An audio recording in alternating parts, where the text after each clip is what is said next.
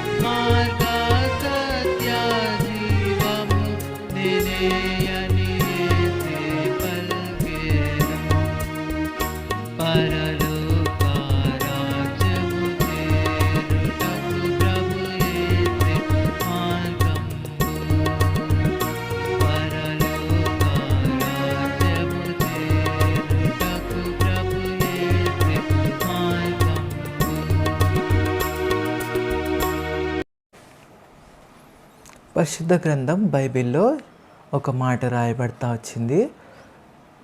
యోహాను సువార్త 14వ అధ్యాయము 6వ వచనంలో ఇలాగ రాయబడతా వచ్చింది. యేసు ప్రభు చెప్పిన మాట అది ఏంటంటే, నేనే మార్గమును సత్యమును జీవమును. Jesus said, I am the way, the truth and the life అని అంటా వచ్చినాడు. ఈ యొక్క మాటలు 3 ప్రాముఖ్యమైన మాటలను మనము చూడగలుగుతాం. అదేంటంటే, మొదటిది మార్గము, రెండవది సత్యము, మూడవది జీవము అనే మాటలు మనము గమనిస్తూ వస్తున్నాం. వే, ట్రూత్ అండ్ లైఫ్ అనే మాటలను మనము ఈ 3 పదాలను చూస్తున్నాం. యేసు ప్రభువును జ్ఞాపకం చేసుకున్న కంటే ముందు సింపుల్గా ఈ మాటలు మనం అర్థం చేసుకునడానికి కొన్ని మాటలు మీకు తెలియజేస్తాను.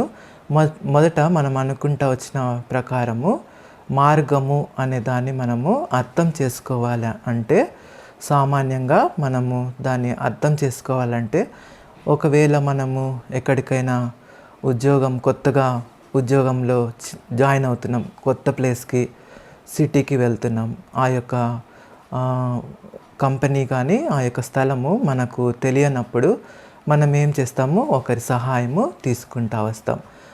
ఆ యొక్క కంపెనీ ఒకవేళ దగ్గరగా ఉందని ఒక వ్యక్తి మనకు తెలియజేస్తే నడుచుకుంటూ వెళ్ళిపోవచ్చు అని చెప్తే నడుచుకొని వెళ్ళటానికి ప్రయత్నం చేస్తాం. అంటే ఒకరిపైన మనము ఆధారపడతా వస్తాం. అదే ఒకవేళ అది దూరంగా ఉన్నదని తెలిస్తే ఒక వెహికల్ ద్వారా కానీ మనము మరి యొక్క సహాయం ద్వారా వెళ్తూ వస్తాం. అలాగూ మార్గము అంటే ఒక సహాయం తీసుకుంటూ వస్తాం. ఒక మార్గము తెలుసుకునటానికి ఒక సహాయాన్ని మనము తీసుకుంటూ వస్తాం. అలాగే ఒక సత్యంను గురించి మనము తెలుసుకోవాలంటే, సామాన్యంగా మనం అర్థం చేసుకోవాలంటే, మన యొక్క జీవితంలో మనము చేసినవి, మనము విన్నవి, లేకుంటే మనము చూసినవి, మన ఎదుట ఉన్న వ్యక్తి కానీ, మన పైన ఉన్న అధికారి కానీ మనలను అడిగినప్పుడు, మనము చూసినవి, మనము విన్నవి, లేకుంటే మనము తెలుసుకున్నవి ఆ వ్యక్తితో మనము చెప్తామన్నమాట. అది నిజమని వాళ్ళు తెలుసుకునేలాగా దాన్ని మనము నిరూపిస్తూ వస్తాం. ఒకవేళ అబద్ధం చెప్తే అది అబద్ధం అయిపోతుంది, అదే నిజము చెప్తే అది నిజముగా తీర్చిదిద్దబడుతుంది. ఇది మనం అర్థం చేసుకోవలసిన ట్రూత్ అనే మాట అన్నమాట. లైఫ్ గురించి మనకు బాగా తెలుసు. ఒక వ్యక్తిలో కానీ, ఒక జంతువుల్లో కానీ, ఇంకొక జీవరాశులలో ఏదైనా సరే జీవం కలిగి ఉంటే వాటిని మనము జీవము అని అంటాం.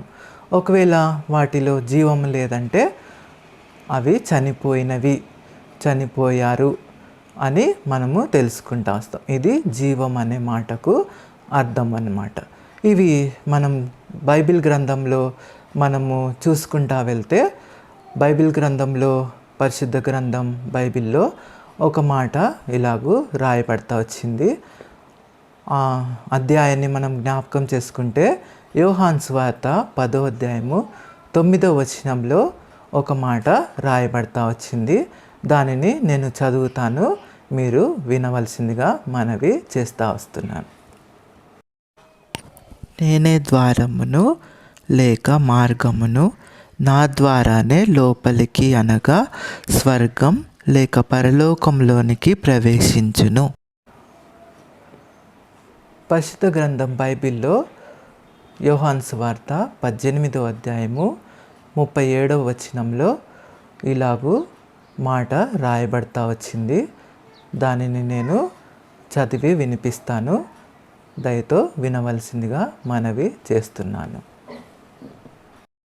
సత్యమును గూర్చి సాక్ష్యం ఇచ్చుటకు నేను పుట్టి తిని, ఇందు నిమిత్తమే ఈ లోకమునకు వచ్చి తిని.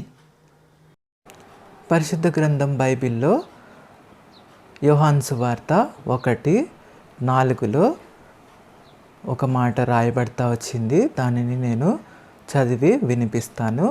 వినవలసిందిగా మనవి చేస్తున్నాను. ఆయనలో జీవముండెను, ఆ జీవము మనుషులను వెలిగించును, లేక జీవింపజేయును. సర్వలోకుల పాపము పరిహరింపబడాలి, లేకుంటే క్షమింపబడాలి అంటే పరిశుద్ధ రక్తము చిందింపబడాలి అని దేవుని యొక్క బైబిల్ గ్రంథం కానీ లోకంలో అనేక గ్రంథములు తెలియజేస్తుంది. ఒక కవి ఈ విధముగా చెప్తా వచ్చినాడు.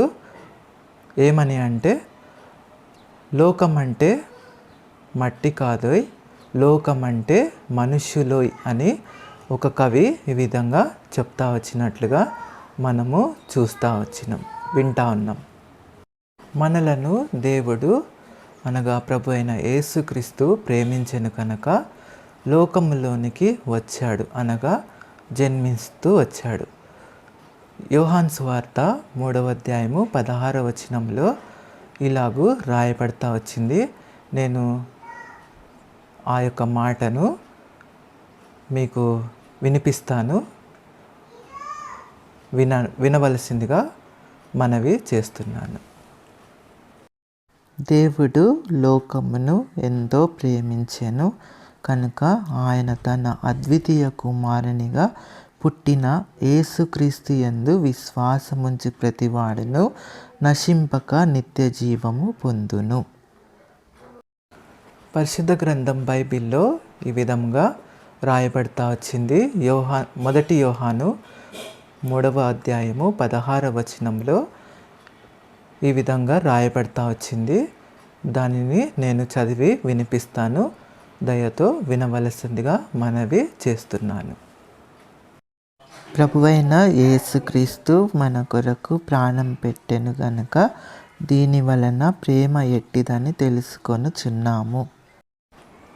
మన పాపము అనగా అవిధేయత, అల్లరి, చెడు స్నేహము, చెడు ప్రవర్తన, చెడు మాటలు, మన తోటి వారిపై అధికముగా కోపగించి వారితో పోట్లాడుట, లేకుంటే కొట్టుట, గాయపరచుట, వారికి నష్టం కలిగించుట, అనేకమైన పాపములు మన యొక్క జీవితంలో మనము కలిగి ఉంటామన్నమాట. అంత మాత్రమే కాకుండా మన మన పొరుగు వ్యక్తి, మన భార్య కావచ్చు, తల్లి కావచ్చు, తండ్రిని కావచ్చు, వారిని హింసించి ఇంకా అనేకమైన విధాలుగా వారిని మనము బాధ పెడతా వస్తాం. ఇవి మాత్రమే కాకుండా బైబిల్ గ్రంథంలో అనేకమైన పాపములు కలవు. మనకు బాగా అర్థమైన మాటలే మీకు తెలియజేస్తూ వస్తున్నాను. వీటి నుండి విడిపించుట కొరకే ప్రభువైన యేసు క్రీస్తు ఈ లోకంలోనికి వస్తా వచ్చినాడు. మన పాపమును బట్టి మనము శిక్ష పొందాలి. అయితే మనలను ఆ శిక్ష నుంచి విడిపించుట కొరకు యేసుక్రీస్తు ప్రభువారు మన యొక్క పాపములను ఆయన మీద, అంటే తన మీద వేసుకొని మనలను శిక్ష నుంచి విడిపిస్తా వచ్చినాడు. అందుకే పరిశుద్ధ గ్రంథం బైబిల్లో ఈ విధంగా రాయబడతా వచ్చింది. రోమీలకు రాసిన పత్రిక 5వ అధ్యాయము 8-9 వచనములలో ఈ విధంగా రాయబడతా వచ్చింది. ఆ మాటలను నేను చదివి వినిపిస్తాను.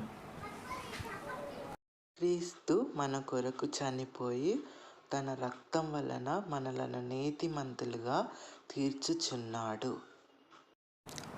పరిశుద్ధ గ్రంథం బైబిల్లో 1 కొరింథీయులకు రాసిన పత్రిక 15వ అధ్యాయము 3-4 వచనములలో ఇలాగూ రాయబడతా వచ్చింది.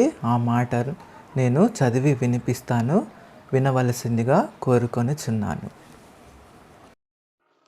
క్రీస్తు మన పాపముల నిమిత్తము మృతి పొంది సమాధి చేయబడి 3వ దినమున లేపబడెను. పరిశుద్ధ గ్రంథం బైబిల్లో ఇలాగూ ఒక మాట రాయబడుతూ వచ్చింది. 1 యోహాను 1:9 రాయబడుతూ వస్తున్న మాటను నేను చదివి వినిపిస్తాను. దయతో వినవలసిందిగా కోరుకొనుచున్నాను. మన పాపములను మనము ఒప్పుకొనిన ఎడల ఆయన నమ్మదగిన వాడును నీతిమంతుడును గనుక ఆయన మన పాపములను క్షమించి సమస్త దుర్నీతి నుండి మనలను పవిత్రులునిగా చేయును. ప్రియమైన ప్రజలారా, దేవుడు మీతో మాట్లాడుతున్నాడు కనుక దేవుడు అంటా వచ్చినాడు, నేనే మార్గమును, నేనే సత్యమును, నేనే జీవమును, నా ద్వారానే తప్ప ఎవడును పరలోక రాజ్యంలోనికి చేరడని పరిశుద్ధ గ్రంథము బైబిలు తెలియజేస్తున్నది. అంత మాత్రమే కాకుండా సత్యంను సాక్ష్యం ఇచ్చుట కొరకే యేసు ప్రభు ఈ లోకంలో పుట్టా వచ్చినాడు.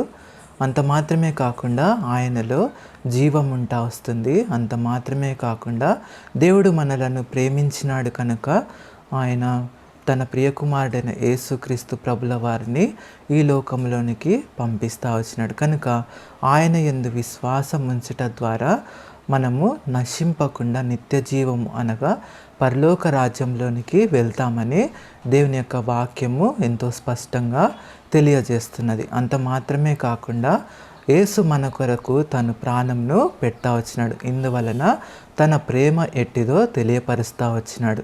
అంత మాత్రమే కాకుండా క్రీస్తు మన కొరకు చనిపోయినాడు. ఆయన మన కొరకు రక్తంను కారుస్తూ వచ్చినాడు. ఆయన రక్తంను అందలి విశ్వాసం ఉంచుట ద్వారా ఆయన మనలను నీతిమంతులుగా తీరుస్తూ వస్తాడని ప్రభు స్పష్టంగా తెలియజేస్తున్నాడు. ఆయన మన కొరకు మన యొక్క పాపముల నిమిత్తమై మృతి పొందుతూ వచ్చినాడు. కనుక అంత మాత్రమే కాకుండా ఆయన మన కొరకు చనిపోయి సమాధి చేయబడి 3వ దినంన మృత్యుంజయుడై తిరిగి లేస్తూ వచ్చినాడు. కనుక ఈ మాటలు వినుచున్న మీరు దేవుని యొక్క వాక్యమును యందలి విశ్వసించి మీరు హృదయములో మీ యొక్క పాపములను ఒప్పుకొనినచో ఆయన నమ్మదగిన వాడు, నీతిమంతుడు కనుక మన యొక్క పాపములను ఆయన క్షమించి వేస్తాడు. అంత మాత్రమే కాకుండా ఆయన నీతిమంతులుగా పరిశుద్ధులుగా తీర్చి ఆ యొక్క పరలోక రాజ్యంలోనికి మనలను తీసుకొని వెళ్తాడు. కనుక ఈ యొక్క మాటలు మీ యొక్క హృదయంలో విశ్వసించిన ఎడల మీరు యేసుక్రీస్తు ప్రభు అని అంగీకరిస్తే ఆయన మీ యొక్క పాపములను క్షమించి వేస్తాడు. అంత మాత్రమే కాకుండా ఆయన నీతిమంతులుగా తీర్చి ఆ యొక్క పరలోక రాజ్యంలోనికి ఆయన మనలను తీసుకొని వెళ్తారు. దేవుడి యొక్క సువార్తను దీవించునుగాక. ప్రార్థనతో మనము ముగించుకుంటూ వస్తాం. పరిశుద్ధమైన తండ్రి, జీవననిచ్చే జీవాధిపతి ఘనమైన నామానికి వేలాది వందనములు, స్తుతులు, స్తోత్రములు అర్పిస్తూ వస్తున్నాను. దేవా, ఈ యొక్క మాటలు, దేవుని యొక్క ఈ యొక్క సువార్తను ప్రభా ఎవరైతే వింటా వచ్చినారో వారిలో ఆత్మకార్యము జరిగిస్తూ రమ్మని మీ సన్నిధిలో ప్రార్థన చేస్తూ వస్తున్నాను. దయతో జ్ఞాపకం చేసుకునండి. అలాగూ వారి యొక్క ఆత్మలో పశ్చాత్తాపము కలిగిస్తూ రావాల్సిందిగా మనవి చేస్తున్నాను. వారి యొక్క పాపములను తండ్రి ఒప్పుకొని యేసుక్రీస్తు ప్రభువని తండ్రి విశ్వసించి అలాగూ మీ యొక్క రక్తమందలి వారి యొక్క పాపములను కడుగుకొని విశ్వాసముతో దేవా మీరు కడిగినారు, పరిశుద్ధపరిచినారని వారు నమ్మునట్లుగా మీ కృప అనుగ్రహిస్తురమ్మని వేడుకుంటూ యేసు పరిశుద్ధ నామంలో స్తుతించి ప్రార్థించి వేడుకొనుచున్నాం తండ్రి. ఆమేన్. ఎవరైతే మీరు ఈ యొక్క మాటల యందలి విశ్వసించినారో మీ యొక్క పేరును, మీరు ఏ ప్రాంతంకు చెంది ఉన్నారో ఆ ప్రాంతమును కామెంట్స్ ద్వారా మీరు తెలియపరచవలసిందిగా కోరుకుంటూ వస్తున్నాం. మీ యొక్క ఫోన్ నెంబర్లు మాకు ఏమి కూడా ఇవ్వవద్దు. జస్ట్ మీ యొక్క పేరు, మీ ఏ ప్రాంతము అంటే ఏ స్థలం నుంచి మీరు విన్నారో, ప్రభునందరి విశ్వసించి రక్షింపబడినట్లయితేనే మీ యొక్క పేరును, మీ యొక్క ప్రాంతమును కామెంట్స్లో మీరు తెలియపరచవలసిందిగా మనవి చేస్తున్నాను. అట్లు మేము మీ కొరకు ప్రార్థిస్తూ వస్తాం. దేవుడు ఈ మిమ్మలను ఆశీర్వదించునుగాక.